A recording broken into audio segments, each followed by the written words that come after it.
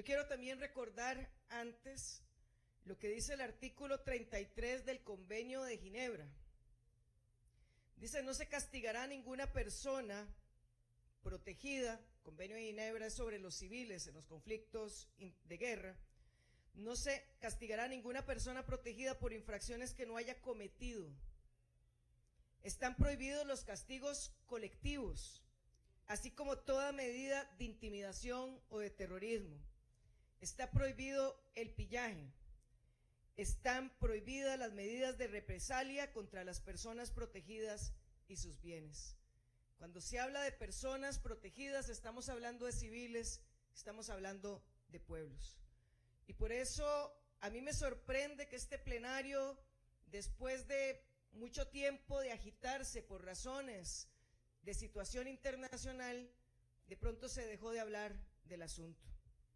Y estamos en una situación en este hemisferio en donde un gobierno que es una potencia no solo económica, sino y fundamentalmente una potencia militar, le ordena a un país, por discrepar con la organización política de su gobierno, le ordena a un país morir de hambre, le ordena a un país que o modifique su gobierno o muera de hambre, y le exige a los demás países que le obedezcan.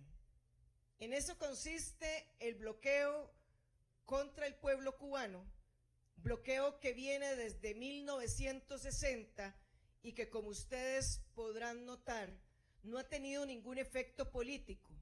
Eso sí, se calcula que Cuba le ha costado de forma directa 16.000 millones de dólares, que podríamos considerar que es poco, pero la economía cubana es pequeña.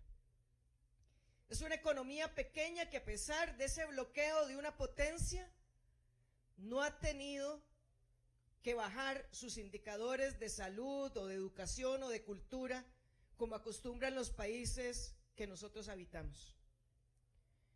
Y a pesar de que Estados Unidos ha hecho una enorme presión y logró bajar el voto que se da en Naciones Unidas a favor de eliminar, Estados Unidos ha hecho una enorme presión y logró bajar el voto que se da en Naciones Unidas a favor de eliminar el bloqueo, que el año pasado fue de 187, pero el anterior, el inmediato anterior fue de 165, por las amenazas. ¿Cuáles amenazas?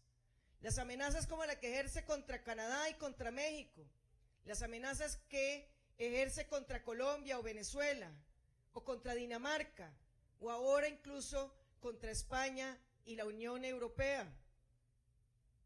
¿Quién va a poner límites a esto? Ustedes pueden tener la opinión que quieran sobre la historia cubana y su revolución. Pueden tener la opinión más negativa, pero aquí de lo que se está hablando es de la eliminación del derecho internacional, de principios tan básicos como la no intervención y la no injerencia en asuntos de otros países, de la libertad de comercio y de navegación. Insisto, el artículo 33 de la Convención de Ginebra, por ejemplo, prohíbe el pillaje. ¿Y qué es lo que hemos visto que está sucediendo en el Caribe?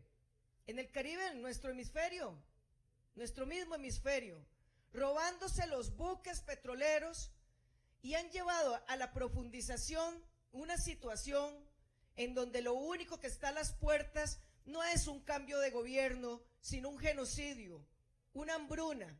Porque si no hay petróleo, no se pueden mover los tractores, no se puede colectar los alimentos, ni se pueden distribuir.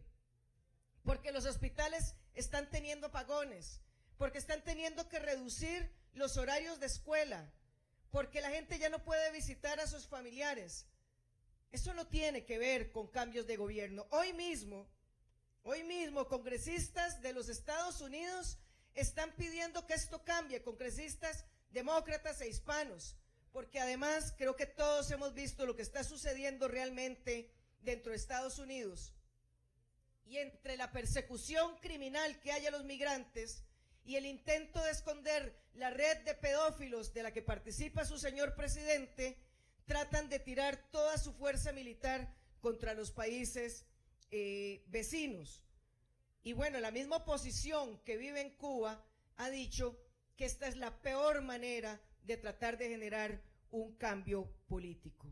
Yo hago un llamado a este Parlamento que cree en la democracia, que puede tener discrepancias, pero que nunca se alinee y que exija el derecho internacional y que nunca se alinee con un nuevo genocidio, con un genocidio en nuestro hemisferio, levantar la voz por Cuba.